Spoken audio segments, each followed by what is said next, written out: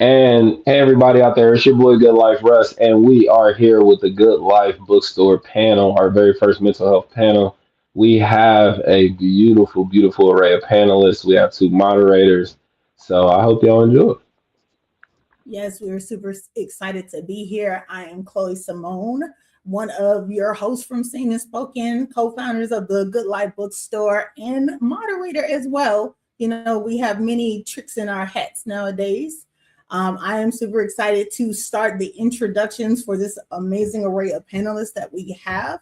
We want to give them a chance to talk a little bit about who they are so we can get into our mental health discussions. So let's start with Miss Queen. Hey, everybody. For those of you who may not know me, I'm Queen Modest. I'm a mother, published authoress, educator, podcast host, motivational speaker, and the founder of Queendom Heals. Queendom Heals is a healing platform I created to use storytelling, education, and honest conversations to help people heal from the things we've taught to normalize, right? My work focus on growth, grief, motherhood, adoption, trauma, identity, and breaking generational cycles, and creating safe spaces where people feel seen, heard, and understood. I'm excited to be a part of this conversation, and I truly hope that by the end of this conversation and by the end of today, somebody leaves here feeling less alone, but more understood and reminded that healing is indeed possible. That's beautiful. Thank you so much for that introduction, Dr. Josias. Let's see how you follow behind that. Hello, y'all. I'm Dr. Josiah Jean-Pierre, a national, international winning author and speaker, mental health advocate. My goal and focus has always been to empower others to be equipped with the tools they need to be elevated. As somebody who is a 3-time suicide attempt survivor, it is an honor to be in this panel with other people talking about mental health and the importance of being about importance of mental health. Thank you so much. That's amazing. We are following up with Dr. Carmela. Tell them who you are, ma'am. Hey, everybody. I'm Dr. Carmela Maxwell. I am the host of the Rooted and Rising podcast, available on all major platforms. I am also a mother, a mental health professional, trauma survivor myself, and I just released my debut novel, Bereavement, which is available on Amazon, in paperback, on Kindle, and now in hardcover. Really happy about this, and on Spotify audiobook. And my podcast is about having real conversations about real things that we're experiencing and promoting healing and growth. Make sure to check out all of my stuff. Thanks, everybody. Love it. Love it. We're full of Black excellence, and it's a beautiful thing to see. And we're wrapping it up with, last but not least, Mr. Dante. Tell them a few of your jobs. Yeah, I'm like, I got Jamaican in me. I like 10 jobs. Yeah, I got 10 jobs. But no, I'm Dante Sinkay. That's my pen name. I write under that. My real name is David W. Coleman.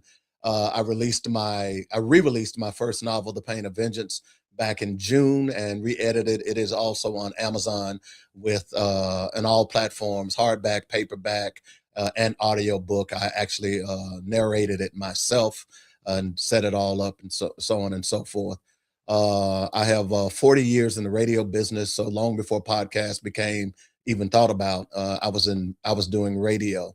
The company I just started is called Chan Bear Media. One of the things that we want to be able to do is help people build their podcasts and make them better than what they are. I've been on a lot of podcasts over the last couple of months, and I have to say some of them are pretty bad. But that's because they don't know what they're doing. We want to try to teach you how to do that. By the way, this one is really nice. I'm really impressed. I am a suicide survivor as well. I also fight for fathers' rights. I have an organization called I Love My Children Too. 3 books will be released. Well, let's see. The Pain of Vengeance I just talked about. Grants and Federal Assistance Made Easy is a book that just got on Amazon this past weekend. You can get that as an ebook as well as a paperback. And the book that I have coming out in September is called Blue Chip Down. And it is a book about a young Black brother who decides not to take his scholarship and launch a boycott around the country as it relates to civil rights, human rights, and so on and so forth. So that's just a few things that that I do. I got like 14 jobs, you know. Definitely just a few. And just to put it out there, we want to definitely thank all of our panelists for being here. And if you want a little bit more in-depth information about them, they all have seen and spoken interviews that are currently on YouTube.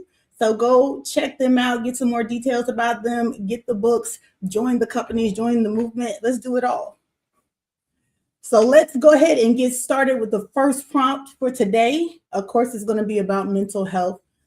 We can actually start that off with, like, what does mental health actually mean to you? Like, what types of things do they encompass when you think about mental health? And we can start with Miss Queen and Yeah, just I'd go say, down. yeah. Oh my gosh. What mental health means to me. Honestly, mental health is something that is a journey. It's not just a one-time conversation, right? It ain't just something that's fixed overnight. And everybody processes through their mental differently, right? So I feel like this is more so something that is an ongoing thing. And for me, I honestly believe that it's more of listening and understanding people rather than us rushing to try to fix their problems or fixing what they're trying to, you know, tell us in their vulnerable state. It's more so just understanding where they are and meeting them where they are, not necessarily having the answers to everything that they're telling us, but just understanding their perspective, that this is their reality that they're living in, and help them navigate through that as they go through it as a individual. Yeah, I'll piggyback on that. Thank you, Queen. I think, as a mental health professional, I've worked with several folks over the course of my career, and I still think in many ways, mental health is still seen as ancillary. It's still an afterthought. It's still something that we push to the side and we say, when we have time, we'll deal with that later. And it just kind of, builds up over time. And it has to do with, our thoughts and how we navigate through the world and how we process things based on our own experiences, lived and maybe just seen, things that we don't think might bother us. Our resiliency, I think, is part of our mental health. We talk about psychosomatic symptoms, which has to do with like the mind-body connection, and how mental health, when we don't attend to our mental health, we oftentimes, especially as people of color, we feel that in our bodies, right? I know for me, I feel it in my neck and my shoulders. I start to tense up a whole lot. And I realize that's me carrying the weight of my own situation, right? I've subscribed to my own issues. Like I'm a whole magazine line at this point. But mental health is extremely important. In conjunction with taking care of our bodies. But I dare say, I think our mental health might be even more important, right? Because it's how we view the world and how we view taking care of ourselves.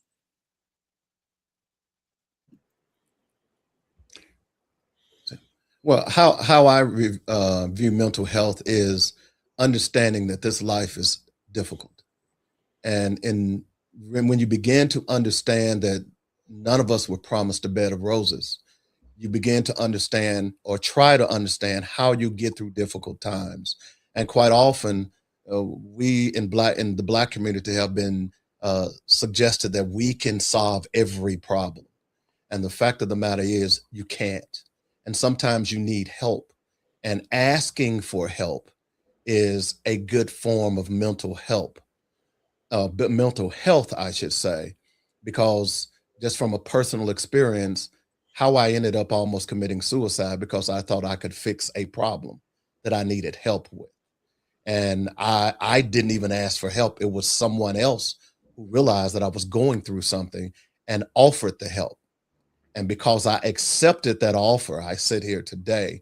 So understanding that you are not the be all to end all, and there are people around you who are willing to help and save you if you really just open your mind and open your heart and say help. It's like you're lost on the interstate. Nowadays, you got GPS. When I was growing up and driving around the country, I had a map. Sometimes I got lost. You know, that old saying that men don't like directions. Well, this man didn't like getting lost. So I would stop and ask for help. Same thing with your life. Be willing to stop and ask for help. That's good. I will say that mental health for me is a foundation of psychological, emotional, and social well-being. Being able to understand who you are, where you're at, how you're feeling, not ignoring it. I know for my, our community, therapy is viewed as, it's not, it's frowned upon in our communities if we look at therapy and saying you need help, especially growing up. You hear, boyhood versus manhood. What does it mean to be a boy? What does it mean to be a man? And, and if you don't have representation of what that's like, you look at outside of what it looks like. Our music is already negative in itself. So it's already created a culture of negativity in aspect. And myself, as a 3-time survivor of suicide, I had to learn that, hey, what happens to me is not my fault.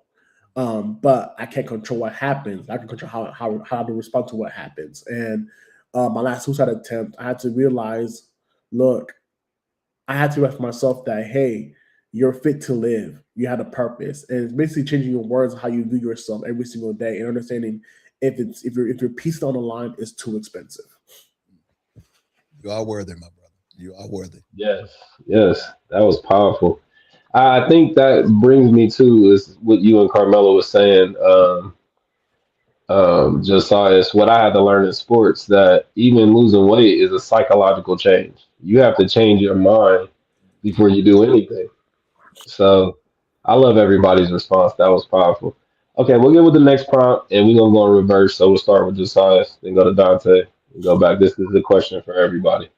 So, how do you navigate the balance between advocating for mental health and protecting your own peace and boundaries? And if any point you need the prompt again, let me know. The way I advocate between mental health and peace and boundaries is I have to realize myself, I'm the foundation. I can't pour from an empty cup. And if I'm advocating for mental health, I got to check in for myself where I'm at in the aspect of mental health. If I'm not fit to give, I'm not fit to give. So I got to make sure that my tank is full, that I'm taking care of self before I try to help anybody else. Because if you're trying to fake it till you make it, you'll never face it until you make it. Like that. Let me give you an analogy. I always tell people that you can't save anyone else until you save yourself. A great analogy is that when you're on a plane and they give you all those directions, so forth and so forth, they tell you, hey, look, if we have an accident, the first thing, even if you have a child, make sure that you put on your air mask first and then put on the child's air mask. Because again, you can't save anyone else until you save yourself. And what I had to understand, because I was one of those people who wanted to go out and save the world, didn't realize that my world was crashing down around me. So whatever you do, if you're out there trying to take in everybody else's problems, you gotta look at yours first before you can help someone else. Yeah, I definitely mirror a lot of what Dr. Josias and Dante said, and I'll also present this perspective. One, in our fields in mental health, we abide by what's called a code of ethics, right? And in that code of ethics, it talks about how if, in essence, if we're not of right sound mind, and body, or if we're feeling really overwhelmed or really stressed, we need to check ourselves, which means we've got to consult. Sometimes we need to step away. We need to be real with ourselves. And that also means advocacy also means you got to be about it. So for me, I'm in therapy. I speak with my therapist. I make sure that I'm working through things and that I'm talking through stuff, because being a mental health professional means you're carrying the weight of so many people's narratives, so many people's stories, and that needs to go somewhere, right? You need to be able to process that. I think the other piece, when I think about it from a more aerial view, advocacy sometimes means that we do need to step in and we need to do the hard stuff. So I absolutely agree with Dante and Dr. Josias about, we can't save everybody. And for people that look like us, sometimes being on the hunt for someone that looks like us can be extremely tiresome. So sometimes we have to be that person. We have to be that person that steps in and says, okay, you know what? I'm exhausted, but I can't be too exhausted to be exhausted. And I got to show up for people, which is what I did. There weren't a lot of people that looked like me. There weren't a lot of people that talk like me. And so I had to go through the really hard soul searching journey and bringing it to God and saying, okay, am I cut out for this? Does this mean that I need to step up to the plate and be representative? And the answer for me was yes. That doesn't mean that that's everyone else's story. But sometimes when there isn't a seat at the table for you, you make your own damn table. There you go. I am so sorry. I'm actively mothering and I missed the whole question. Like, I'm so sorry. Oh, no, you're fine. My baby You're was fine. talking to me while you was talking. So I'm like, I'm actively mothering trying to hear you. May you please I'll repeat it. Are you ready? Yes, ma'am. Okay. So, how do you navigate the balance between advocating for mental health and protecting your own peace and boundaries? Okay. Now, because my mind always rambling, I actually wrote this down, y'all. So I'm just going to read what I wrote because I was like, it's a lot that can go into this and I can go 1,000 miles per hour. So this was my answer to that because, like Chloe, that was something I had to sit down and actually think about. So this is what came to me. A lot of what Dante and Jay was speaking, pretty much, you can't give what you ain't got, right? So I believe I couldn't pour into everyone while I was still bleeding. Funny thing is, I've actually learned that the hard way because I was a people pleaser. People usually come to me and ask, how do I do it all? How do I raise my children, homeschool, write books, speak, and still show up for other people, right? The truth is, I don't do it by pouring every ounce of myself into everyone else. I used to. I don't do it anymore. Don't get me wrong, because I definitely used to think that was okay, but it was not. Because when I was trying to pour so much of myself, I became empty. I became broken, right? I was extremely exhausted and irritated. I thought saying yes to everyone was the thing, but it was not. I made sure I made it happen for everybody and left myself struggling and lost. So right now, I understand something different. I can care deeply about people without carrying what belongs to them. Today, when someone comes to me hurting, I meet them with where they are. I meet them where they are. I begin listening, not just to their words, but I also listen to the hurt behind everything that they're saying. I don't feel pressured to have every answer anymore. If I've experienced something similar, I'll share my experience. I'll share my perspective. If I haven't, I'll honestly just say, I haven't walked that road before, but this is how I may approach what you're going through. Not necessarily having the answer, but just understanding that I'm not perfect, that person's not perfect, and they're not looking at me to be perfect. They just want me to hear them. They just want to be seen, right? How I reset so I protect my own mental health intentionally. I write, I listen to music.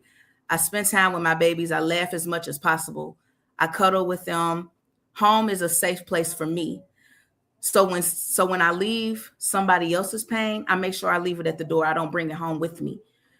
A lot of times I can love people from a distance, and that's okay, but I can still show them that I care in a different way than how I always used to show up, because I had to learn that my well-being and my peace was important as well.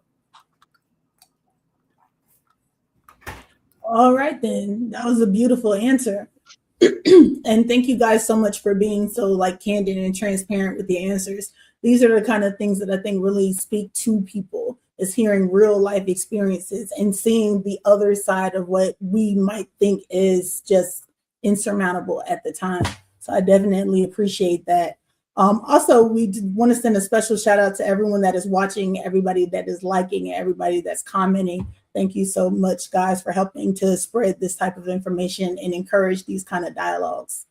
Now, I do want to piggyback a little bit more on what Dr. Carmela was talking about the importance of having health and access to professionals that look like us, that sound like us, that, for lack of a better word, speak our language. They know what our life experiences are like, and they can give us a little bit more feedback. But let's go a step further in terms of looking like us. Let's go to the beginning. So how important are family dynamics in mental health care? And how is that specifically impacted in the Black community? Now, see, Dr. Josiah's over there smiling. I feel like he's just begging to answer this.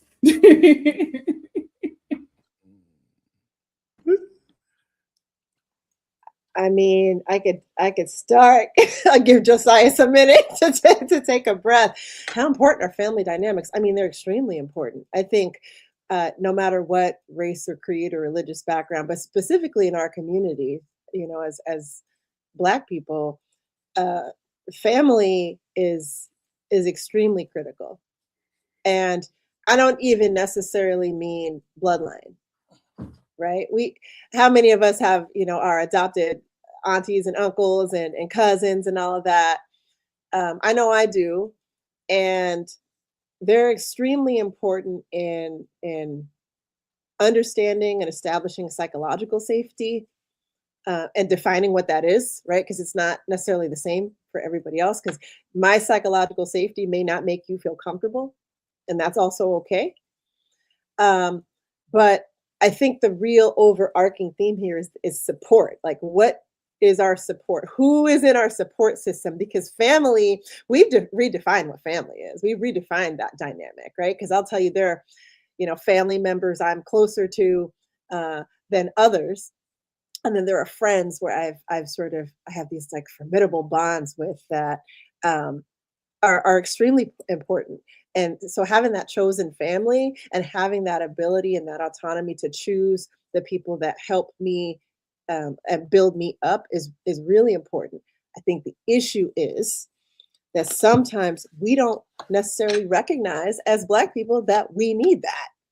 And we do this isolative thing, which is, I don't remember who said this. I think it might have been Dr. Josiah or Dante, that we try and do it on our own.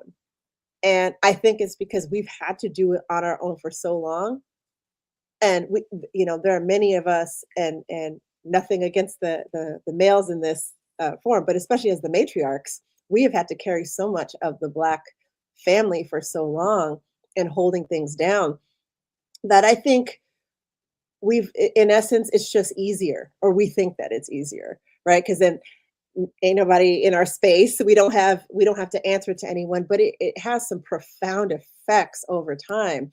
So we need to have those communities. We need to have that family. That family dynamic is extremely important. And I would say, especially as a single mother of 3, if I didn't have my community, I couldn't do this. I could not do all the things that I do. If I didn't have my faith, I couldn't do all the things that I do. If I didn't have sounding boards, if I didn't have people that just lent me a tissue when I cried, or just checked up on me and said, hey, how are you doing? Or just said, you know what, that really sucks, whatever it is that you're going through. If I didn't have that, I don't think I'd be the woman I am. I love that. I love that 100%. Yeah, I don't want to cut you off, Josiah, but I'll say too, everyone's making great time, so we can open all the prompts up to everybody if y'all have a response. But go ahead, brother. You know, generational trauma is a real thing. You talk about trauma and family. I think for myself, I had to figure out what is family. That was a big question mark for me. You know, they say it takes a village, but where's the village at? What does that even look like? What does that even mean when you talk about takes a village? You know, they say, you know, you have friends who are closer than a brother. That's what I had. My save, you know, outside of God, he sent me a mentor named Rashad Norris, who really took me in his arms And he was like, man, I see you. I appreciate you. I must mentor you. So from 7th grade till present, he's my father figure in my life, even though my father was present. But, generational trauma is a thing where, things could happen in your family. You're like, where is this coming from? It's because it's been passed down to generation before you. Even though you may not see it, you carry it because it's in you. It's in your bloodline. And no one doesn't say it's done with me.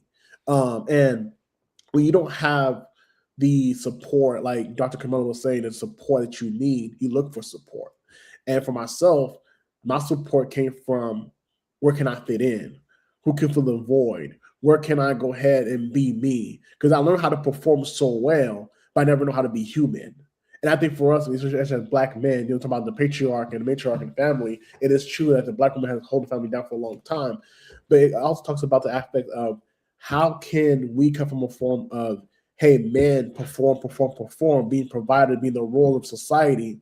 And because we learn how to forget self, neglect self, we learn how to push self to the side to play a role of the standard or mandate of what it means to be a man. We never learn how to be human. And I think that's the part where we felt to understand is that we learn how to fit society's standards of somebody else's standards of who we should be like, but we never met the human connection. So to us, emotion is a hey, that boys don't cry. When you hear that as a young child growing up, you learn how to suppress everything inside because of the fact that no one ever creates space for healing. And I think that's the part where we have to also, for myself, every single day, especially doing this work, is understanding it is okay to be human. It's okay to feel. It's okay to cry. It's okay to say, I'm not doing okay. But it's not okay to stay not doing okay. Wow. Family dynamics. I would argue that family dynamics has been the root of a lot of my pain, as probably with a lot of people out there that's listening today. And you've got to understand that with the mental abuse, physical abuse, sexual abuse, all of those things that could come into play when it comes to family, you got to realize that that's not your fault. Fortunately for me, I had another family who helped raise me. Samuel Hudson Sr., my Boy Scout leader, Clifton Earl Towns. I grew up without a father, never knew my father. My mother died about 3 years ago, wouldn't even tell me who my father was. It was my daughter who did a lot of great work on Ancestry.com, who was finally able to trace back all the way back to 1820, my great great grandmother. And you begin to realize that a lot of our trauma comes from family. And what you've got to be willing to do is sometimes leave that family in search of another family, as I did with the Hudsons, who are my god brothers and sisters. Okay. And without them, I say today, I would not be sitting here. I don't blame my mother, but there was family trauma that we found that was in her life that she never dealt with. So that is passed down from generation to generation. I will say to you is you've got to be willing to break that cycle. You just can't sit back and say, oh, my mama did it or my daddy did it. I'm just like my daddy. No, you have to be willing to say, hey, we're not going to do that anymore. Remember, I grew up without a father. At 10 years old, I broke that trauma, at least mentally, by saying my kids will, no matter what happens, will know who their father is. The two kids that I have, they unabashedly knows who their father is and will fight you tooth and nail if you try to go against their dad. You see? So you got to be willing to break that trauma. Look, I tell people this all the time, and I talk to a lot of people over the weekend. A lot of friends have been calling me. At my age, we've got a lot of people who are dying just by natural causes. But I like to tell people is that when you're in a situation, you're not drowning in that situation. You got to understand that you're going through that situation, through being a verb, which means there's going to be an end. You've got to be willing sometimes to tie a knot into that last string on that rope and hang on. And if you believe that something's going to change, if you just hang on, my brothers and sisters, it's going to change. And most of the time, it's for the better.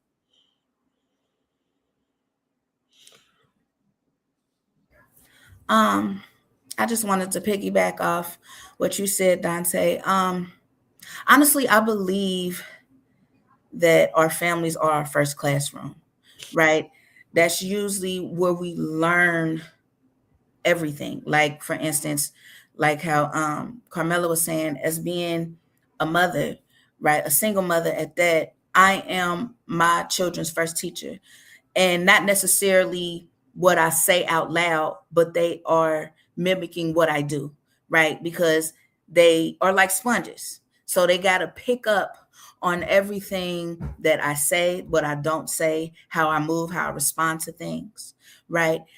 And going through a healing journey while trying to raise children is very difficult at times, especially when you have your mental health going on. Like for me, I dealt with postpartum really bad, right? And folk don't understand how, especially men, they don't understand how traumatic that is for a woman, because it's not just her mind, it messes with her physical, right? Her emotions, the way she deals with finances, the way she deals with her children, not necessarily always the best, but she's trying to be the best she can be while she's still trying to understand who she is after the trauma of giving birth, because every woman's birth experience is not the same. Some of them are more traumatic than others, right? So with that being said, healing and being around children, and even when I was growing up, I didn't understand, like we said, in the melanin community, it was keep going. It's all right. You'll be okay. God got you. But it's like, as true as that may be, right now, when I'm telling you how I feel and my vulnerability, please don't hit me with the, oh, you'll be okay, because at that moment I'm not, right? And so it's all about understanding where that person is and meeting them where they are right then and there.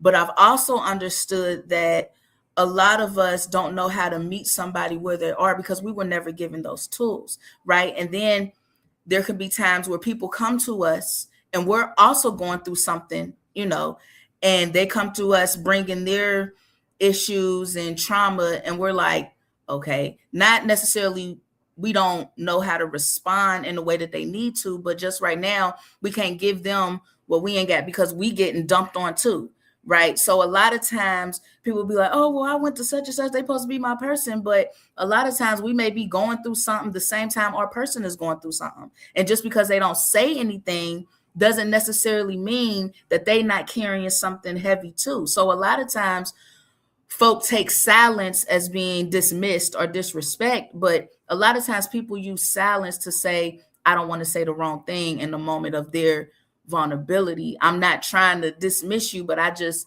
honestly don't know what to say, right? And so, like Dante was saying, we just have to choose to do something different. And these conversations are very important because there's so many people dealing with mental health right now. Like, and even folk who are afraid to admit it, they're dealing with something so traumatic that they have not been given the safe space to say, hey, I'm just not okay. Because a lot of folk be like, well, why ain't you okay? Just some people just know how to say, I'm not okay. And that's the first step. So acknowledge that people are brave enough to just say, I ain't okay. Because growing up, we ain't even hear that. We ain't hear no apologies. We ain't hear I'm not okay. We ain't hear I'm struggling. I mean, when we looked at our mothers, it was like, oh, we good. It wasn't until we got older and we was like, oh crap, she was really struggling here, or she was doing, I mean, like even with fathers, it's like we didn't understand truly what they went through because it was like, oh, that's dad. He's my hero, blah, blah, blah, blah. Until we got older and understood, like, hold on, you was carrying a lot, but you was masking it in a way where it was like, okay, it got comfortable, it got normalized, but that don't mean that it's healthy, right? So let's start normalizing healthy ways to deal with our emotions and how to deal with our trauma instead of just suppressing it. Because at the end of the day, that's where suicidal thoughts come from. That's where depression and stuff, that's where that's where it begins to meet. And people don't understand, like, when somebody is dealing with so much at one time, it's hard for them to try to show up daily, right? Even for men, like men are going through so much, but we as women, we are going through so much that we don't mean to dismiss y'all, but it's like we don't know how to respond in a healthy way because we weren't given that language. We weren't taught to say, all right, let's just sit down and understand each other's differences. A lot of times when men and women talk, they clash, right? They get into a debate instead of just understanding, like, I'm not telling you this is how I feel to complain. Because the first thing when melanin people speak up, we are taught as, oh, you're complaining. Just get over it. That's what you're supposed to go through. Instead of just understanding, like, okay, this is what you're going through. This is what I'm going through. How can I help you? Help me, help us. Because we are a team, right? We need each other, regardless how people try to say, oh, well, I'm good by myself. I got this. No, we literally need each other because we were never meant to walk this earth alone, ever. I just want to say one last thing in response and in alignment with Queen and what everyone has said about community. This sort of sparks something that I tell friends, family, and clients alike. We should never, ever rely on just one person. That's right. For our mental health. And that is unfair and actually, I think, quite selfish and probably unpopular to hear. But this is the reason for community. This is the reason why we branch out. Because everyone's capacities, like to Queen's, point, everyone's capacities are different, right? Like perhaps I want to talk about this promotion that I got at work. Little do I know you're sitting over there and you're in a financial situation. Yeah. And I don't know that. I don't know what you're carrying. Yeah. And so maybe there's another person that it might be better to talk to in terms of that praise. And we do experience that semblance of rejection, but we do have to have grace with people, and which is why we can't put all of our burdens on one person. We've got to have a community. That's all I wanted to say. Yeah, I definitely agree with that. I'm a firm believer of that. Takes a village. Um, okay, perfect. So we're gonna switch lanes a little bit. I think this question is relevant to every single generation. And I think this is not a conversation that we have enough as a community. So we'll go in reverse order again. We'll go Dante and Queen and then go through. So my question is on the subject of code switching, when is it beneficial? When is it detrimental for Black people? The floor is yours, Mr. Dante. Yeah, you're on mute. Code switching. That's a tough question for me to answer, and I'm going to be totally honest because I've never done it. I am who I am. I've always been who I am. I don't try to fit in. I don't. I taught my kids, and I live this life.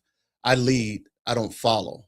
Okay. Sometimes it's okay to be outside of the norm. Sometimes it's okay not to follow the crowd. I tell you that because I have an older brother who was one of the biggest drug dealers in the city that I grew up in. He was too busy trying to follow the crowd as opposed to leading. So I got an example early on about switching back and forth. I just gotta be me. That old song, I gotta be me. That's who I've gotta be. And fortunately, that has served me well. And of course, it has served my kids well because I taught them growing up. Don't come to me talking about, well, so-and-so's mom let them. Oh, no, we don't play that. Okay. She's not living in this house and I ain't their mama. I'm your daddy, you see? So that's a tough question for me because I've never had to deal with that because I use this people like to say, think outside the box. Well, I don't really like that phrase because if you're thinking outside the box, then you're still in the box. Okay. I like to say, think outside because when you think outside is vast. It's infinite, even beyond this earth into the universe. That's where you should be thinking. That's my mentality. So whether you like me or whether you want me to fit in, I'm just not that guy. I'm the guy who's going to stand alone if I have to. And I've done that a lot in my lifetime. I think that was a great answer. Thank you. Miss Queen, if you got anything on the subject. And if y'all don't have anything, you can definitely pass it to the next person.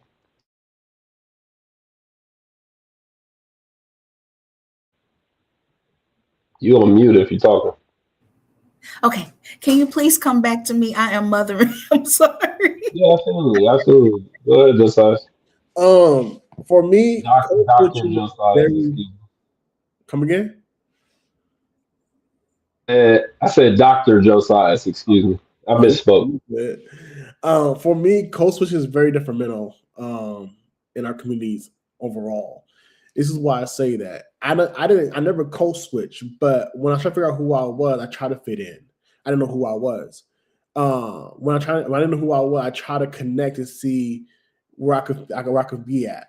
Until I knew who I was, I'm able to show up authentic and who I am and realize who I am, no matter who the audience is. I feel like code switching is your bipolar. That's just me.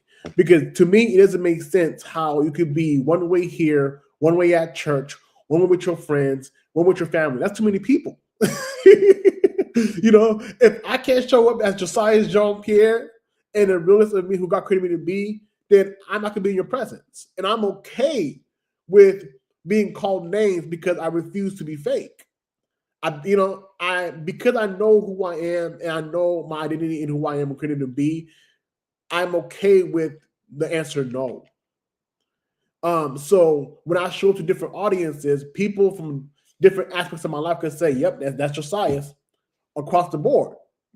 So for me, if code switching is more of a term saying, "Hey, I'm still looking for self. I don't know me yet. I'm not comfortable with myself yet.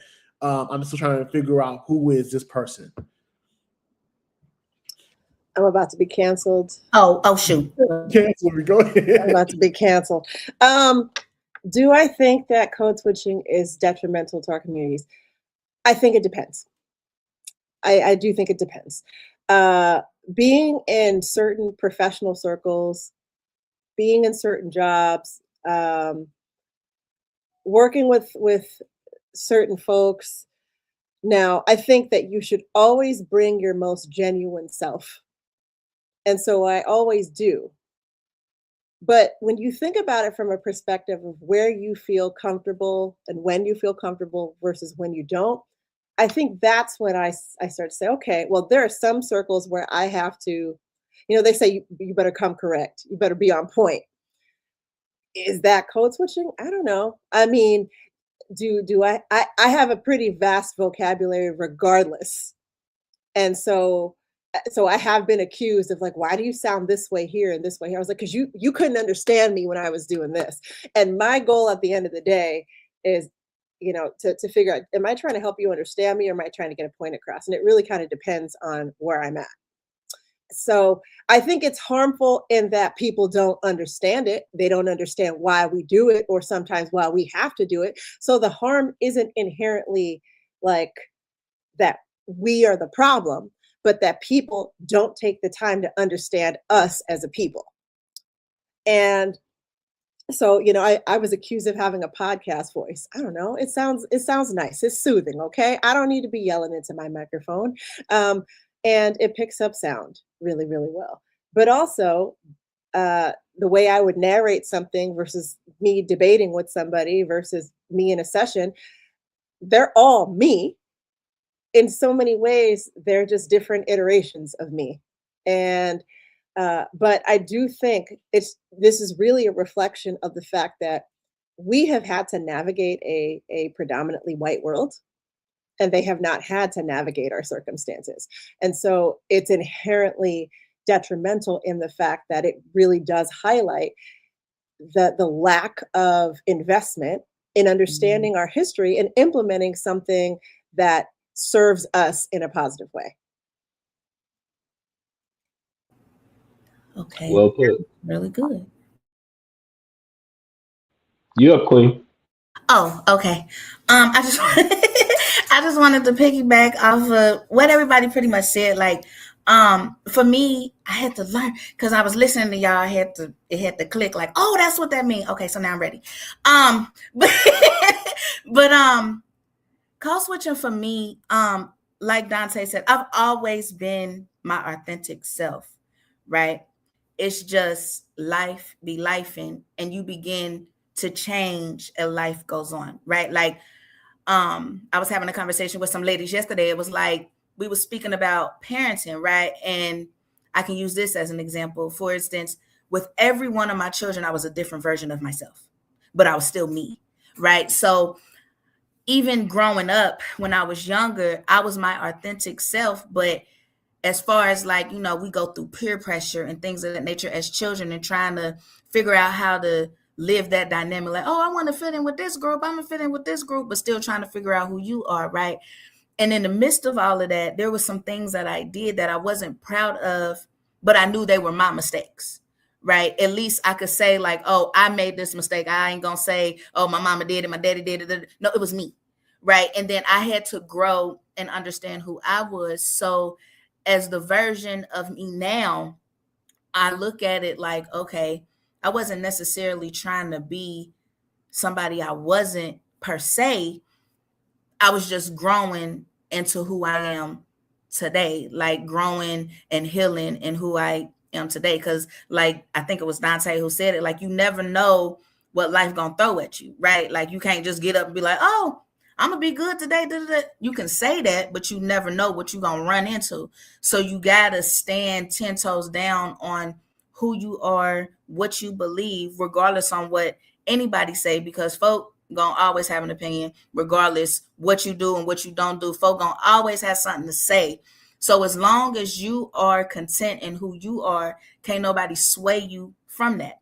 So that's why I stand strongly on Queen, because it's like, that's who I am. Like, you know what I'm saying? That's my name. That's who I am. Don't call me nothing different. You can call me something different, but I ain't gonna answer. Right. And it's like, it's not what folk call you, it's what you answer to.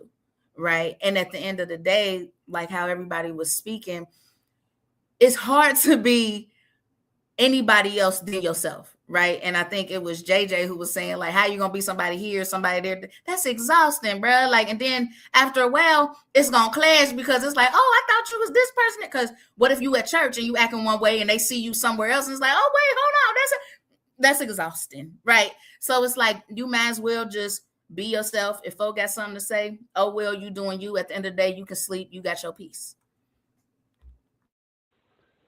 Sure. I love how everyone's answers were different, men from women. That was my favorite part. I see both sides. I definitely agree mostly, with Dante, but I also agree with Carmela. It's circumstantial. I'll use examples like Fred Hampton. Like we wouldn't have benefited if he was anyone but himself. But one of my favorite books is also The Spook Who Sat by the Door, who we were at war. So he had to code switch. Like he had to pretend to be this officer, even though he was a spy. You know what I mean? So yeah, I'm on both sides. But yeah, great responses. So, what I really love about this conversation is how it sparks a train of thought for me. I, for some reason, thought that there was maybe like a universal, like code switch, like behavior or activity that the majority of us would agree on. Is, oh, you're code switching, or oh, I'm code switching. And now I'm starting to understand like some of the nuances of what might potentially be harmful of our internal interpretations of what code switching is to us and what that looks like to somebody else, and how that could actually be harmful to us as a whole, and how we're viewing each other, and what we're labeling as a non-Black trait that's good or professional or well-spoken or intelligent. So I love that you guys are having me think about these things a little differently. So I love these kind of discussions. Can I piggyback on Carmela? Because she was saying we have to redefine words, Dr. Carmela, like we have to redefine words. And that's really what's happening. A lot of us are so educated now, we can't just go by Webster's definition. I don't even know who Webster is. So Hey, we me have to either. start having these conversations to define. But that was my 2 cents. Yeah, and I would say with that, because this is, I think these topics, right, could kind of go any which way, and we all have a lens that we are going into this conversation with. And what I've always found is that there's always nuance. Like code switching itself, I think sometimes we think of the extremes, right? So somebody showing up as this person and then this person and then this person. I'm like, no, if you think about it, think about our Sunday best. you're not wearing your Sunday best Monday through Saturday. Wouldn't that be sort of like a personified version of code switching? Like, we show up wearing this, but we're not going to wear like the brimmed hat and all that stuff throughout the week. There are just certain places where we show up differently. I don't think that's inherently bad, but I do think when we are fake and when we are not being true to ourselves and we are not being true to others, like it'd be one thing if today I'm Tweety Bird and the next day I'm Betty Boop, right? But if I'm just did I catch you, Russ? You know, but I do think we do in so many ways show up differently, like the ways in which, you know, there are many authors on here. The ways in which we market our books don't necessarily sound exactly the way that we would speak, right? There's a polishing that has to occur. And that's not inherently bad. But if it is weaponized, if it is something where we are taking it too far, we're not being the people that we truly are at the core of who we are, that's where it gets nasty. That's where it gets dangerous. I think you're making right. And I want, go ahead, Queen. I was just going to quickly say that was a good point, Carmela, what you said, but more so, I think they weren't talking about like the physical sense, because like you said, your Sunday best and things of that night. Like, yeah, we gotta, you know, in the physical sense, but I think if you show up with the same mind frame, it's more so, like you said, it's not like, oh, well, I'm gonna go over here and be on their side because they said XYZ and because this person said XYZ. It's more so like your mind and who you are within always stays the same, no matter how many hats you got to wear, no matter how many rooms you got to walk into. Right. Yeah, that's why I said it's like the personified version, that painting that visual of what you look like on Sunday versus what you look like the rest of the week. Because I'm definitely sitting here in some yoga pants. Listen, baby, listen. I get talked about all the time because they're like, well, you always your best. You always just show up.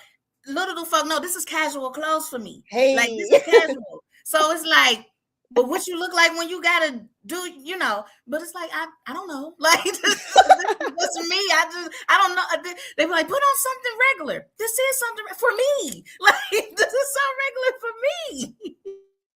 I think it's about a foundation when you talk about code switching. Certainly, we all have been in careers that we've had to, you know, show different parts of ourselves, but what is your foundation, right? And if you stick with your foundation, you're going to be okay.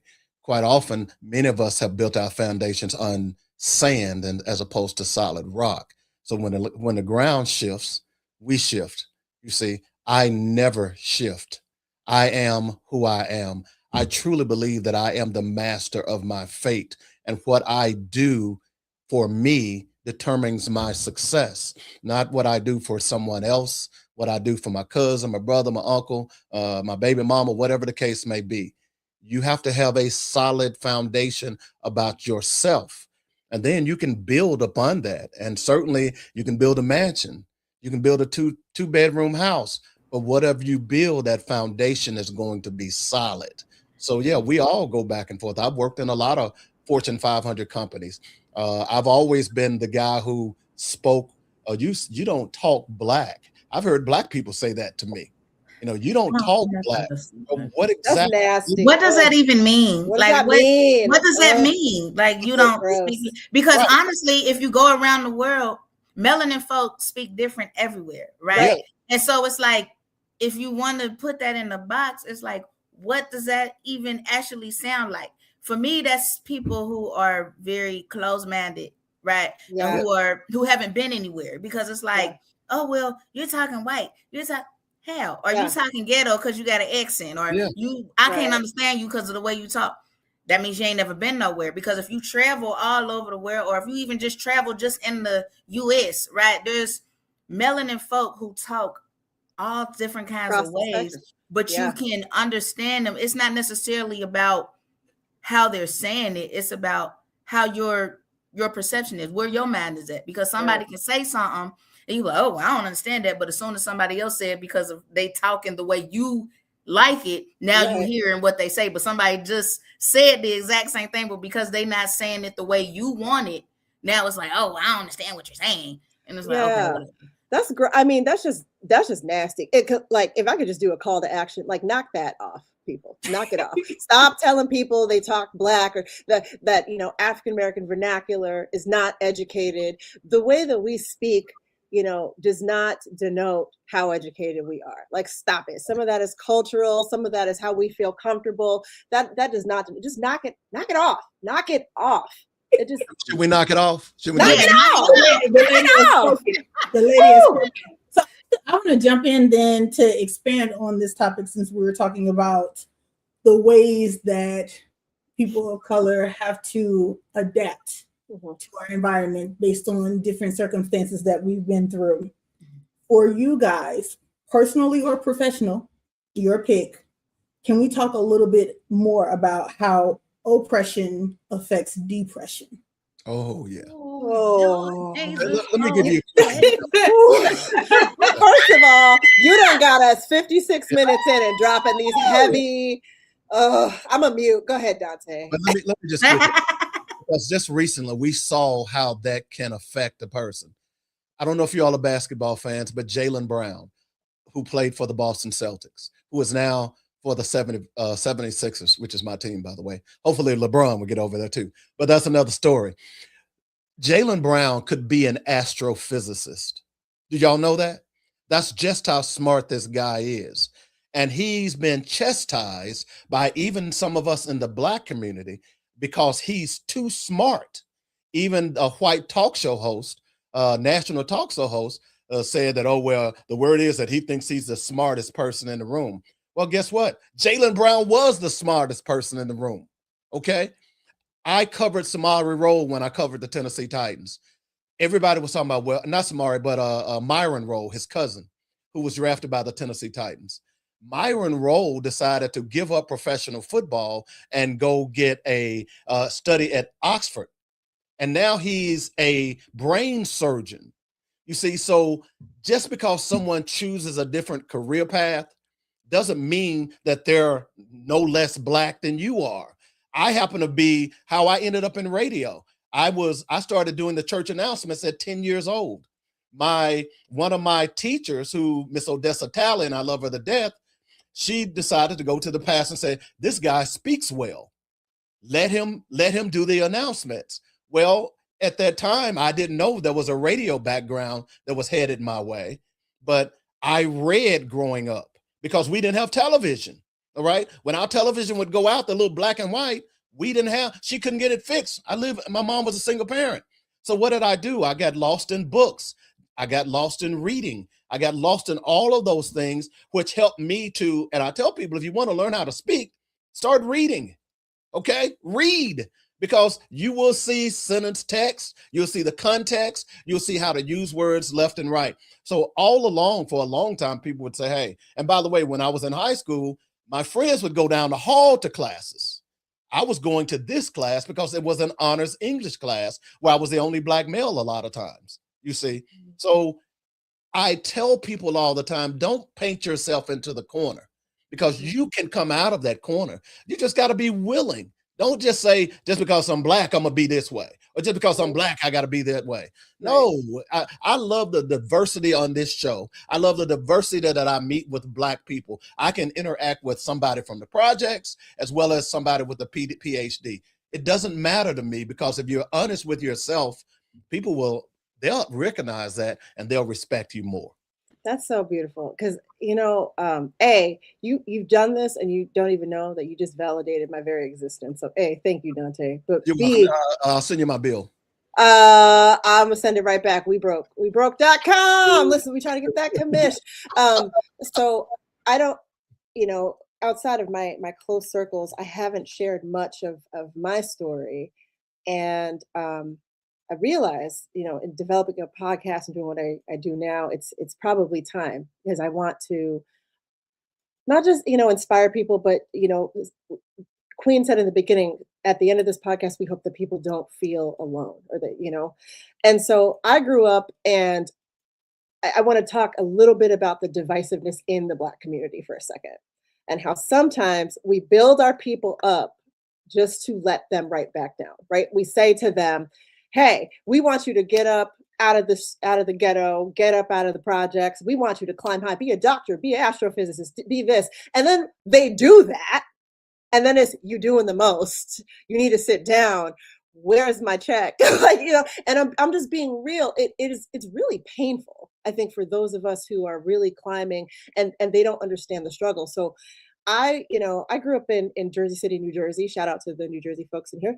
And I went to Catholic school, not because I'm Catholic, but because at the time, my parents thought that private school education would benefit me.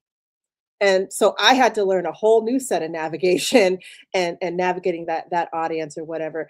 And then I was totally just folks didn't really take me seriously because I'm also half Filipino, and so they're like, okay, halfy, like you're not Black enough or you're not Asian enough, I was never enough. But I went through school, I did the best that I could, and there were goals that were set for me to become a doctor, to really branch out in life. And we talk about oppression leading to depression. I felt the weight of going to predominantly white institutions while still somehow being threatened to get my Black card taken away at any given moment for anything that I did. And that was horrible. I still face that. That still keeps me up at night because I'm like, why? The ultimate question for me is, why do I continue to have to prove my Blackness to people? And I never understood that. So, you climb, and you do all these things. And then there's a series of expectations of like, now that you have climbed this high, you are expected to give back to the community, which I gladly will do that. I want everyone to know I will gladly give back to my community. And there are parts of me that, as someone said, you got to say no. You got to have boundaries. I can't do everything for everybody. I still have 3 kids. I still have businesses to run. I still have, people to protect and a legacy to build. And I think that is where I really slipped into this horrible bout of depression when I realized I personalized it and I internalized it. And I thought, maybe I'm not good enough. Maybe I'm not giving enough. And so what do? It leads back to a previous conversation that we had on this panel, where we burn ourselves out and no one cares. No one seems to take a look and check in on how you're doing is what you could do for them. And this isn't for everybody. This is not to accuse, but rather to bring light to the fact that when you do work hard and when you do give so much of yourself, I wish that people would realize, especially within our own communities, hey, you wanted to build us up to get here. Also, give us a minute to catch our breath. This is new. It's new. Yeah, I agree 100% with what you're saying, Dr. and Dante. I always say oppression breeds depression in a form where I don't have to see it fully in my full eye view. I'm going to create the system behind it. And the acronym for systems that I created says, seeing your slaves toil every moment. If I could just create the atmosphere that is not welcoming or create an atmosphere that shows systemically how people get impacted, it leads to depression. It's a ripple effect to depression. Recently I was told by somebody, oh, you got a PhD. You're not, so does that mean that you're not really Black? But there's a lot of doctors out here in this world. I was told not that long ago from a college who reached out to me to come speak, and they said, well, can you not sound white when you speak to our Black students? And I'm sitting here like, what is a Black man's language? I hate the N-word, right? So people come talk to me with the N-word. I'm like, don't call me king. If you call me my name, call me king. Don't call me N-word. I'm not your N-word. And people be like, man, you're Black though. So it's always been a thing where mentally society has already created the atmosphere and the setting of the standard of Blackness, of how far we could go, how far we could reach, how far we could go ahead and do that. And if you go beyond that standard, you consider something else but Black. And I know for myself, going to school, I had a disability. I had an IEP, special education, ELL, ESL, a thick accent. and somebody who had epilepsy, right? So when you talk about the electrical activity of the brain, it wasn't working together. So when my right brain wasn't working, left brain wasn't, and then vice versa. So when I started hitting milestones, the teachers were like, hey, you should drop out. You should just give up. Look at you. You're not going anywhere in your life. And I had to realize from K to 12, the same thing I've been hearing in elementary school, middle school, is also being said in high school. And the reality had to become, well, look, Black people are dropping on like flies in my school. They're joining gangs and they're doing all this. And so I had to say, you know what? That's not going to be me. And I'm saying to say this because we have to realize, even though oppression breeds depression, what is it that you want your legacy to have? Because I'm legacy oriented. Whatever I do today affects tomorrow. Whatever I shape today will shape tomorrow. And just, I would say the last thing you see on a fruit is the last thing you see on a tree is a fruit. If you keep planting seeds, eventually you're going to see the fruit that you've been planting. And so I had to tell myself, you know what? I want to show people that despite the color of your skin, if you just reach for the stars, what you thought was impossible could be achievable. So now I have to face the reality aspect as a speaker, going to different places. Well, and you sound like this. And like I said, I'm comfortable enough now to say no, because I refuse to show up not being authentic. And I want people who look like me to understand being real could get you far more places than being something that you're not. That was awesome, JJ. Good job. I love that. And I wanted to piggyback off of that as well, because oppression with depression is kind of like what Dante was explaining about your foundation. At the end of the day, it's like, what are you rooted to, right? Because you got to think people's mindsets are all different, right? And like JJ was saying, he made it a point to not be the statistic, right? So it's all about where folks' mindsets are. And that's why it's so important to be careful what you listen to, what you watch, what you put in your brain. Like Dante said, reading and everything is very important. That's the foundation you need to build, because if you listen to the music today, if you watch us in movies today, melanin people in movies and music are not who we are in real life, right? We are statistics as drug dealers, hoes, the statistic stuff on purpose, right? And it's like, if you put in your mind what you want to be, you can achieve it. At the same time, people are afraid to hit a certain level because of what Carmela said. Once you hit that level, then it's like people are like, oh, well, now you think you better than people. So people feel like if they stay safe, they can still fit in. It's like, I'm not just like y'all, but I'm not too above y'all that I can still fit in a little bit. So people love to feel like they have to stay safe in the sense where it's like, okay, well, if I was to get this much money, then, oh, this person got their hand out. This person got their hand out. Because unfortunately in the melanin community, it's like when one person make it, we all make it. So when you make it up there, you need to give me this money, or you need to invest in this. Like, it's like everybody is expecting one person or 3-4 people to invest in a whole community of people, when actually all of us can be successful. It's just all about where your mind frame is. Like, you have to stick with like-minded people. Like, you can't have a millionaire mentality and still be with folk who want to drink and smoke all day. You can't sit there and say you want to, have children and be around folk that don't want no kids, right? So it's like, you have to be around like-minded people so that you can grow the way you want to grow. You ain't gonna make everybody happy. And that's the problem. Where a lot of folk in the melanin community want to make sure, oh, well, I don't want to disrespect this person, I don't want to disappoint this person. It don't matter, because at the end of the day, whether you become successful or not, you're going to always make somebody uncomfortable. You're going to always make somebody not like you with whatever you do. So at the end of the day, this is your life. Whatever you put in your mind to do it.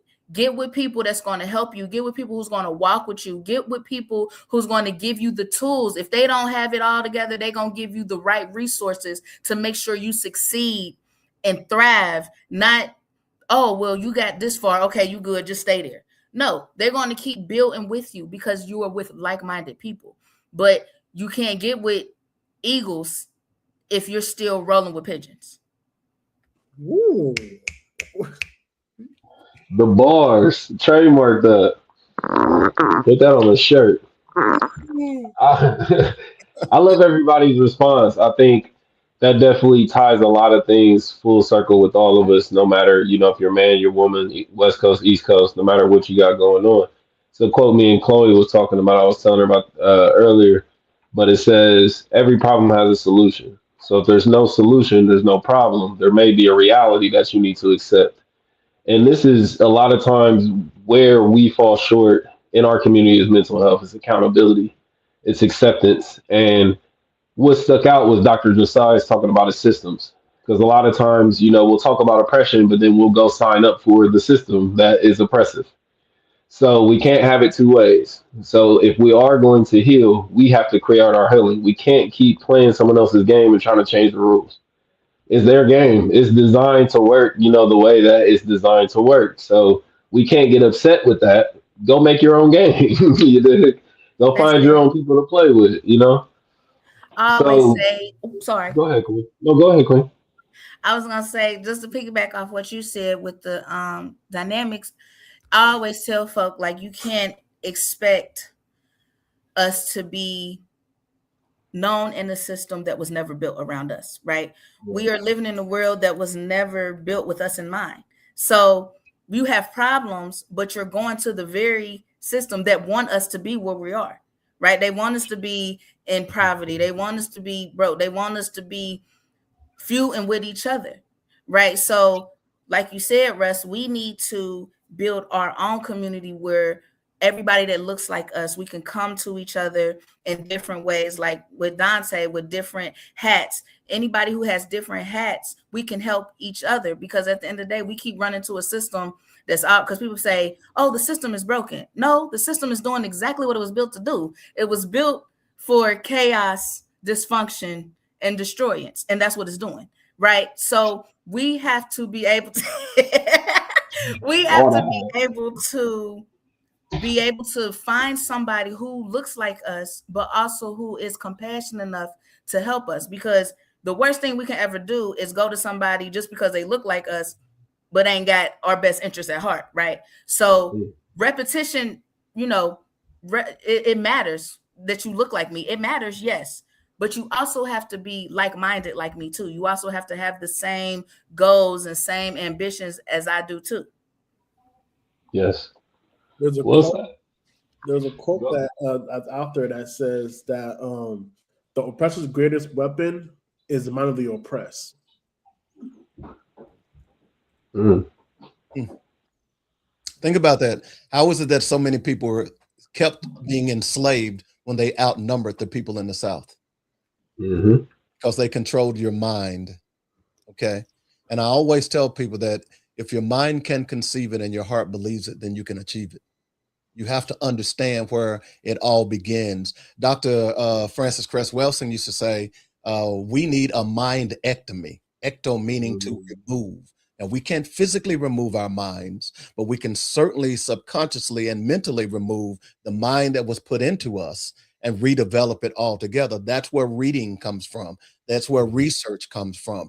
There is no reason on God's green earth in today's society that you don't do research, because it's at the tips of your fingers. All right. Whereas that when I did my research and bought all these books that I have, I had to physically buy them. I had to physically go to a bookstore. I had to physically go to a library and check them out. And sometimes I could only keep them for 7 days, take them back. Hopefully no one would recheck them out, and then I could check it out again. So there is no excuse. And I'm sorry, Black folks who are listening, that you are not empowering yourself to be the best that you can be.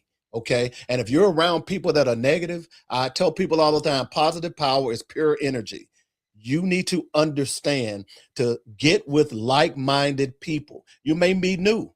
You may not be used to it, but when you surround yourself with people who believe that they can achieve, then I guarantee you your life will change. And you know what, to piggyback on that, Dante, I want to just throw out there, it is an uncomfortable process.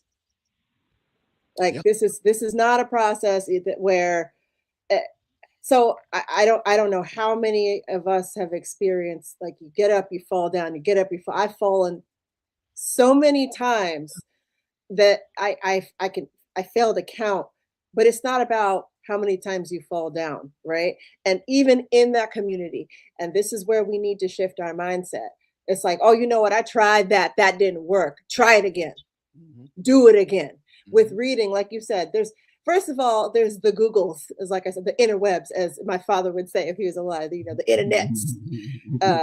And the thing is, if my 90-year-old father, you know, may he rest in power, if that man could sit there and call me 2,500 miles to the left and be like, how you do this? Figure it out, right? There is no excuse when you sit here on this little device all day, or you're having a conversation. Look into stuff, look into the things that you are interested in, and start somewhere. That's how we all did it. There's no magic in the sauce. The magic was we started, we got interested, then we invested, and then several people told us no. Several. I'm still being told no. I'm still being told no. And you know what? Then I translated no into, okay, no doesn't mean no, it means not right now. It means that I got to create an opportunity. And if it is a hard no, then I'm gonna pivot, and you got to learn how to pivot. We got to learn from them. We got to learn from them how they did it and make it better. But also, I want to piggyback on what. Oh, sorry. I was just saying, Google is a wonderful tool. Google. And I wanted to piggyback on what you all said, like making a change is a choice. So folk, we can sit here and talk till we're blue in the face, but they have to make a choice for themselves, right? Because like Dante said, you got all the resources. There is no reason why folks should be walking around ignorant anymore, right? Like, especially with our history and things, like there's things that's coming to the surface that were never taught to us, that we had to literally go find, that are literally now right there in our face. But if you don't choose to make a choice, then you're going to stay stuck, right? And a lot of people will see it and they'll be like, oh, well, that doesn't apply to me. Well, how come it doesn't? Right? And it's like, again, people are walking around ignorant on purpose at this point, because it's like, there's no excuse. You got books, you got people talking, you got leaders that's like, okay, well, let's come together and do this. You got different organizations doing things out in the communities. There is no reason why you can't find somebody that's doing all of this stuff that you can connect with and move forward and thrive. You know why? Because a lot of people are comfortable where they're at. A lot of people are stuck where they're at because they feel like, oh, well, I don't have to do anything extra, so I'm going to stay right here, right? So it's like, if it takes them out of their comfort zone, it's like, oh, well, that's too much. But in order to get where you need to get, you have to get uncomfortable. Like, you have to move on purpose for a purpose. But folk don't even know what their purpose is to even move. You know, folk don't even know what they want to do to even be like, oh, okay, let's build on this. People are still, people are still short-minded. Like, they have short dreams. And what I mean by short dreams, people be like, oh, well, maybe if I get a job that pays $20, I'm good. Maybe if I just get, this kind of car, I'll be good. Or maybe if I just move out of this neighborhood and move on the other side where they got, nice lawn and stuff, I'll be good. People are still short-minded. Like, it goes further than that, but you have to make the choice. Yeah, 100%. They say if you want to, the best way to have information from a Black person is put it in a book. Woo! Okay? Woo! We do not want to read. I think we have to get to the aspect, especially as a community in mental health aspect also, is to speak those things as if they are. I'm a man of faith. And, speaking those things into existence creates something powerful that we may not understand.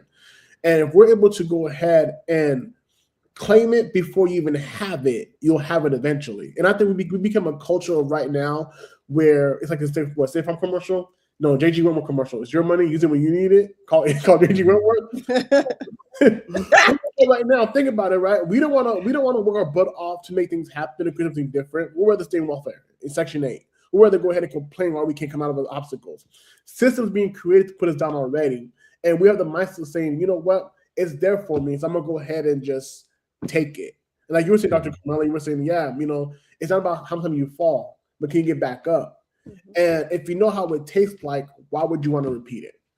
Yeah. And, so I think speaking to all my, my men and women and people of faith, just two quotes here from Romans 5:3-5. We also glory in our sufferings because we know that suffering produces perseverance, character, and character hope. And then from Hebrews 12:11, no discipline seems pleasant at the time, but painful. Later on, however, it produces a harvest of righteousness and peace for those who have been trained by it.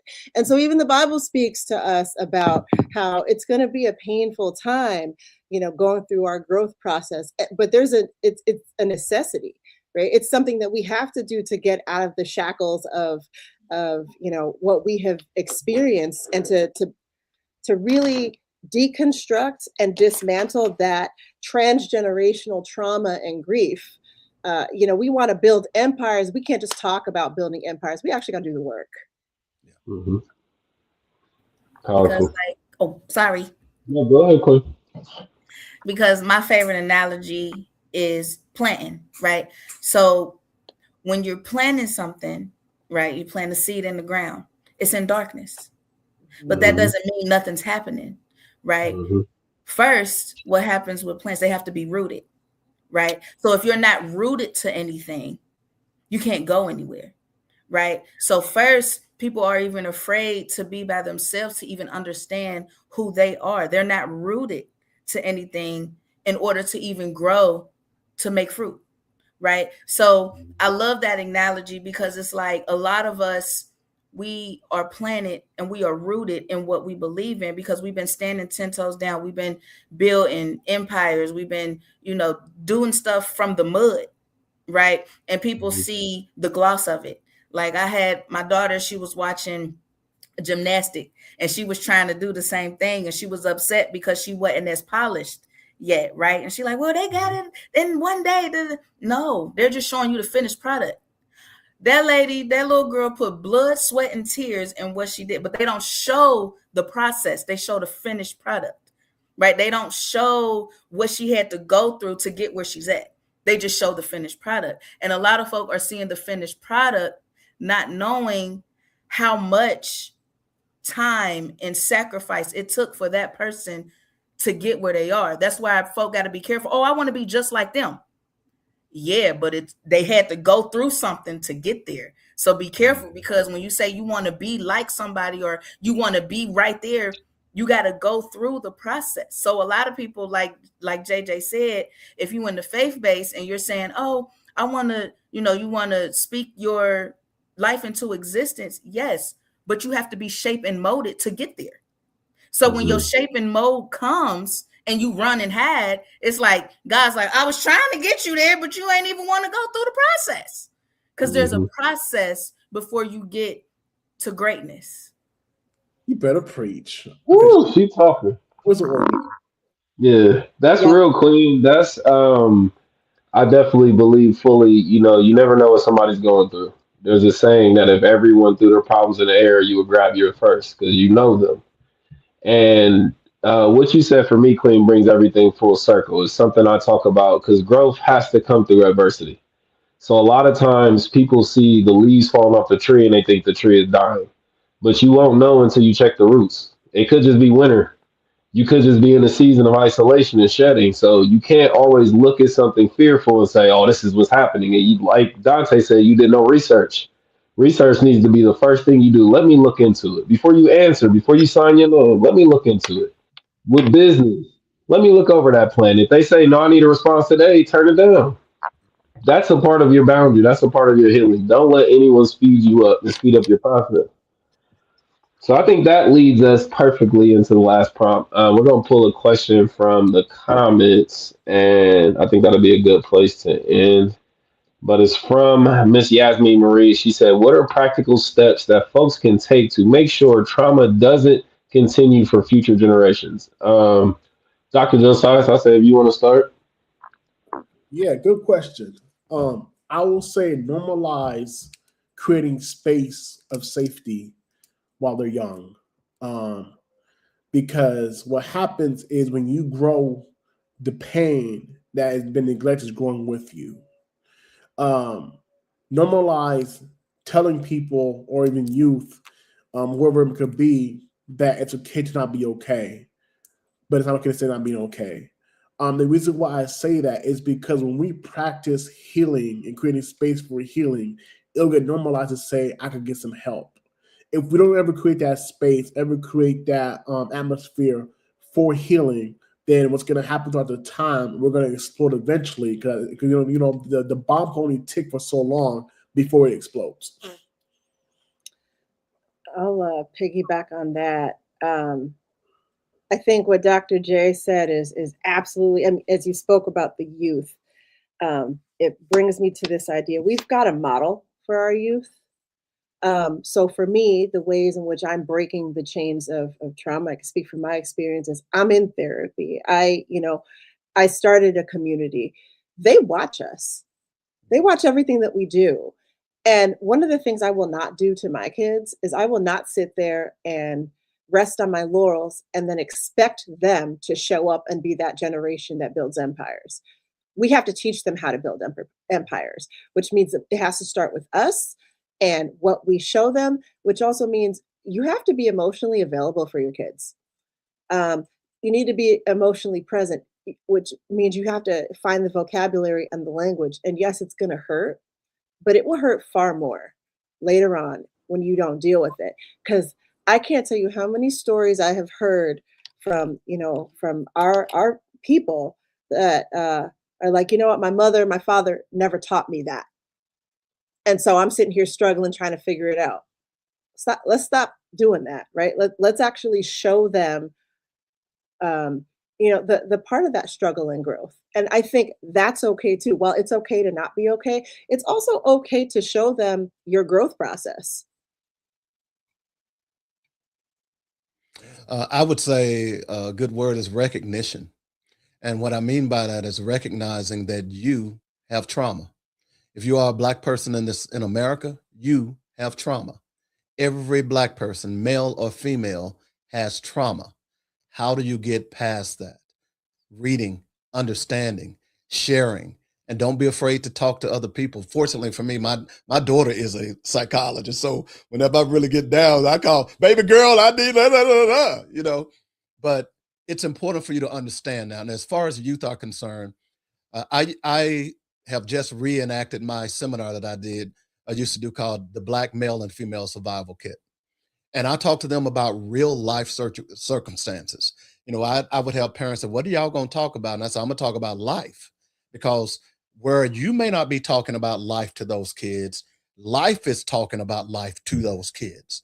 And you need to start empowering them to understand some of the things that they're going to go through and how they can get past that. So it's important for us to be honest with our children. My kids ask me, Dad, why'd you do this when I was growing up? I don't sit there and lie. I tell them I did it because of this, that, and the other. So you've got to recognize your trauma and then be willing to accept that trauma and get over that trauma in order to empower your kids to get past that trauma. Because see, when they start seeing you successful, then guess what? They're going to want to be successful. Kids model their parents, but not only kids, but there are kids around you that may not have parents that are doing the right thing. You see, I tell people all the time, and I'm going to end on this, is that, see, I want to live forever, okay? And those of you who are Christians, y'all going to live forever through your faith through Jesus Christ. But see, I'm going to live forever another way, and that is I'm going to teach every young person that I come into contact with. I'm going to drop knowledge on them. And that young person is in turn is going to grow up and either teach his friends, or they're going to teach their children. And then they're going to teach their children. And it becomes multiplicative. And before you know it, that 4 and 5 generations down the line came from me. I've lived forever. That's what I advise you to do. You want to live forever? Start teaching these young people how to live, and things will change.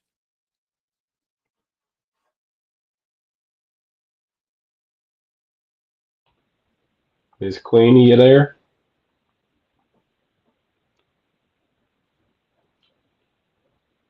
You might be on mute. Okay. There you go.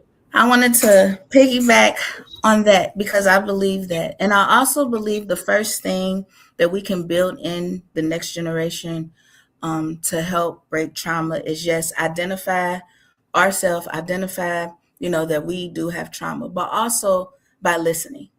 And not just by listening to respond or listening to lecture, but also actual listening and understanding what our children are saying to us, what the young people are actually saying to us, because they want to be heard, right? They want to be seen. They want to be understood. They're not necessarily coming to us for us to have all the answers, right? They just want a safe space to be like, hey, this is what I'm going through, this, that, and the third, blah. Because in today's world, baby, they are exposed to so much, right? That we have to be like, even us as adults, as parents, it's some things we may have not been ready to teach our children, but because they're exposed to it, it's like, oh crap, now I was trying to prepare till you got this age, but it's like so much is going on that they don't know everything, but they're exposed to everything, right?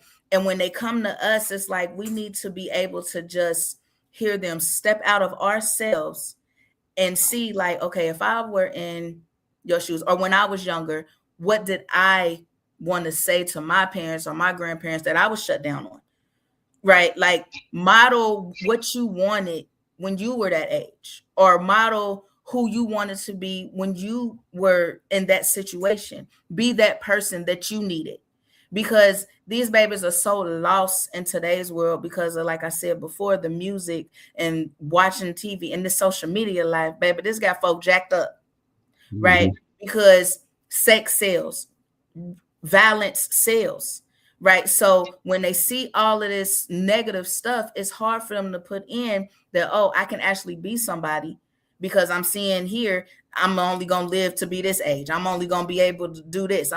But there's so much more positivity than it is negative. But because the negative is being highlighted, they go into a shutdown. And they just need a safe space for somebody, whether, like Dante said, whether that's your biological child or not. Take that child, take that young person under your wings, because sometimes they're going to come disrespectful, but that's because that's all they know. But if they see that you are grounded enough to be like, hey, okay, now that you got that out, let me help you, give you the tools on how you can respond in a more positive way, in a more positive manner. Give them the resources, because a lot of times children are coming disrespectful, but they're coming like that because that's all they know. That's all they're around. So you are probably the most positive outlet they're going to ever come in contact with. So make it the best of their ability, so they know, okay, this is somebody I can come to. This is somebody I can confide in when I know I'm going off, the radar. Well put. Well put. All right, everybody. We are at the closing of our first ever mental health panel. How's everybody feeling? Yeah, good. Oh, Amazing. I feel I like was about to say, I was about to say, I can hear the excitement. I can hear it through music. this could be like a 5-parter. Like this You is Oh, hear for me? sure. We're gonna bring y'all back for sure. yeah. This part one, y'all, because we got a lot more we want to ask them. This was a great group together. We are a great group off of here too. That's what's important. Like everyone was saying, be your authentic self.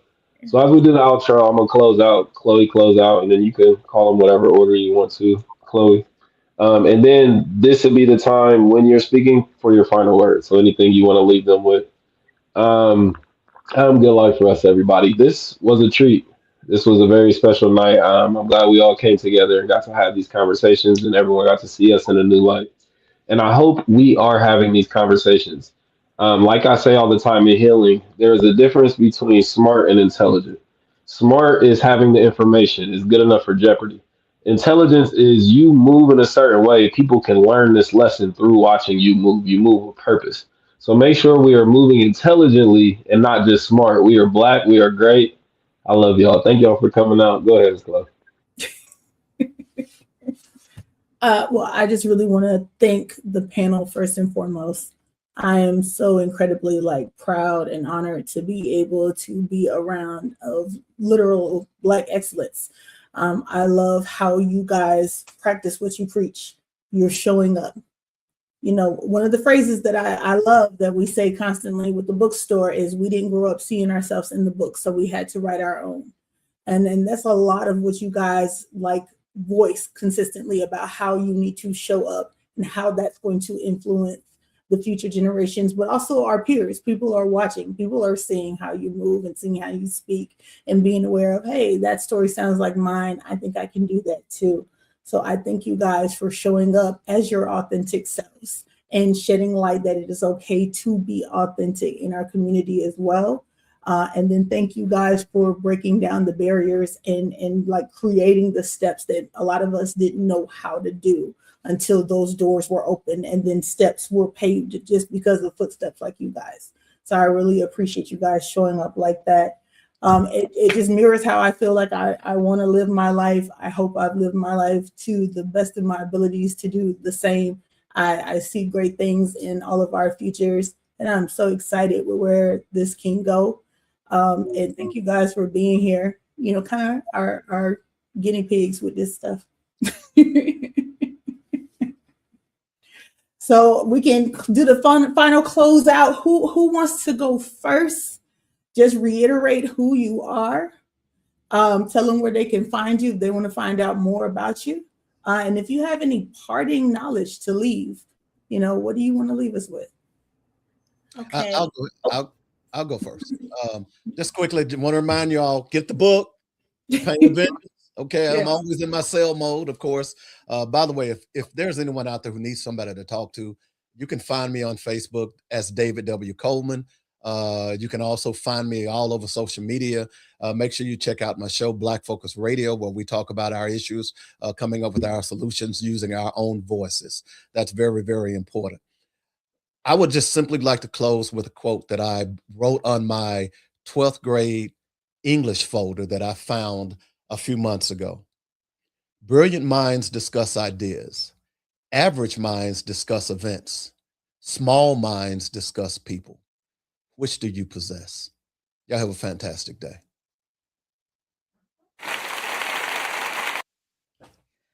Wow. Wow.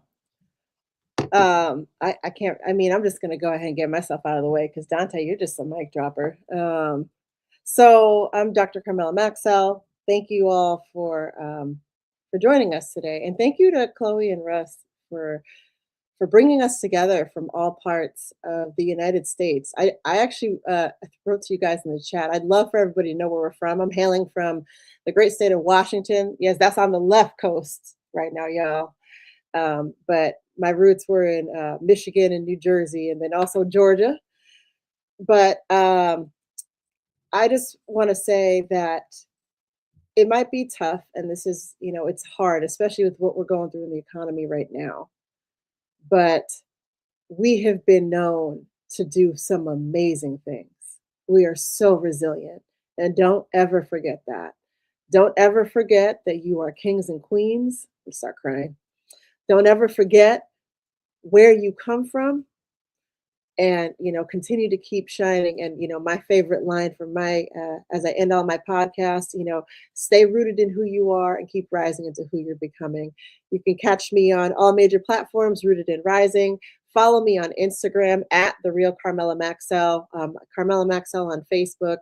I'm still trying to figure out TikTok. I don't know what I'm doing. It's too many videos. Okay, I don't have time for all that mess, but I do the best that I can. But thank you so much for joining us. Okay. Hey, y'all. Queen Mike. First and foremost, I am so extremely proud of everybody on this panel, from what y'all represent to how y'all carry yourselves. Y'all are amazing, first and foremost. Black excellence all over the board, right? I'm coming to y'all from Cincinnati, Ohio, right? I'm also extremely excited because I have my podcast coming out. I revamped it. I'm so excited. And what my podcast is about is breaking generational cycles and how to respond to trauma in a healthy way, right? And on purpose, I did my foundation with mother and daughter relationships because we the foundation, right? We bring life. So with that being said, that will be dropping real soon. So the social medias I have, I have Facebook, which is under Authoress Queen Modest. Then I also have Instagram. That's Queendom Heals. That's KQWEEN. And TikTok, like Carmela, baby, I'm trying to figure it out. Okay, just follow me on Facebook for everything else. It'll just tag everything in because I can only do one thing. I'm a mother of 8, baby. It's a lot going on. Okay. But like I end on my podcast, I always say, love yourself and always know to heal on purpose for a purpose. I love y'all. Yes. Hello, I am Dr. Josiah Jean-Pierre. It was an honor to be in this podcast with everybody here, talking about mental health. One thing I'll say, remember this: you are born on purpose, for a purpose, and with a purpose. If you're still breathing, it's because there's more within you, so don't give up. Hang in there, keep on pushing. My Instagram you can find is Coach with Josias. My website is josiaspeaks.com. Facebook is JPJJ, and you'll find a picture of me in the podium speaking. All right. Thank you, everybody, for sharing. Thank you, everybody at home, for watching. Make sure y'all follow everybody on the panel. Tune in. Our next mental health panel is coming up July 26th. We'll have some different panelists, but expect a dope show. And we'll talk to these panelists about the next time we're going to all get together and what that's going to look like. So make sure y'all reading, make sure y'all loving, make sure y'all having them same conversations. You want to end us out, Chloe? Yeah, and check out the bookstore, www.thegoodlifebookstore.com. We are featuring all of these authors here as well. Their stories deserve to be told. We're definitely going to have them. I believe all of you are actually already in the authors you should know section. So go ahead and get it, and you can get details about other projects and things that they're working on. And you guys definitely keep us up to date. But thanks everybody just for watching and being a part of this conversation with us. This is literally how we, like you said, build our legacy and how we change the world, literally one conversation at a time. So it's been real. Peace, everybody.